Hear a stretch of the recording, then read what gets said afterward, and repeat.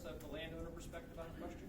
Yeah, absolutely. I mean, I think there is a strong question, and I'm mostly going to reflect on natural gas pipelines, not as much the liquid products, but I think there's a strong question, given what Bob said this morning, whether or not we'll be building any new nat gas pipelines by 2030. But let's presume for now that we are, and that between here and now, from a landowner perspective, there are at least three really important things that have to be addressed in order to do it responsibly and with respect for communities. The first of those is environmental injustice and environmental racism. And the fact is, as you look around the room in here and downstairs today, I couldn't count more than about a half a dozen folks of color in the room. And it's not, I don't think they were excluded. I think they're not in the industry at all. And I think that that has to be recognized, because in the natural gas environment, for sure, these pipelines disproportionately impact those communities all the time. And their voice needs to be at the table in order to build any coalition and show respect for them.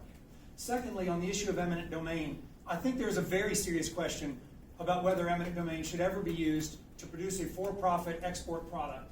I think that's inconsistent with our beliefs around property rights. But particularly when you look at how the courts have extended the right to eminent domain to include preliminary injunctions or quick take, that collapses on landowners to be an absolute destruction of your right to due process.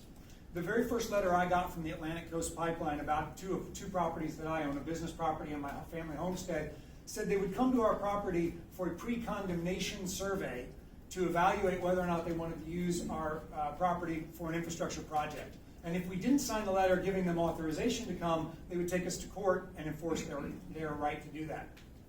That's not working with citizens. That is not coming out and saying, hey, we've got a project we need to build, let's work together. And because the courts have given them the right to quick take, a landowner who cares about any issue in the easement conditions other than price, they care about the location. Hey, we need to move this away from Grandpa's grave under that old oak tree. We need to move it aside from where I want to build a daughter's house when she gets a little older. Any of those things, you must go and negotiate in advance. Because once the pipeline company gets quick take, you have no power at the table. They're going to build whatever was on that plat. And so the idea that eminent domain is only used as a last resort is a false narrative from a landowner perspective. It is used in every pipeline case if it's on the table. Because when you sit down at the negotiating table, one of the two parties can walk away with virtually no negative impact. And the other one loses everything they care about. And that's really important to acknowledge. And the last part of this, which is adjacent to that, is conditional permits from FERC. And it makes total sense to me how we ended up with conditional permits. For projects that are this big, there are a bazillion small permits, permits both big and large. But there are a handful of permits that are foundational to the execution of the project. You know, your endangered species permits, your water quality or 401 certs, your national parks and permits, etc.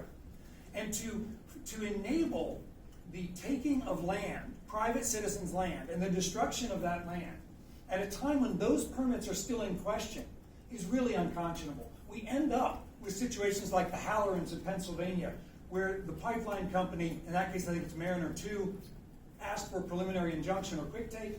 They received it. They waited 2 years to come cut the trees. Then they cut them all down, and ultimately they were denied the water quality permit. And so that pipeline is likely never to be built. But their sugar maple farm is decimated, and they have no recourse and will likely never get compensation of any kind.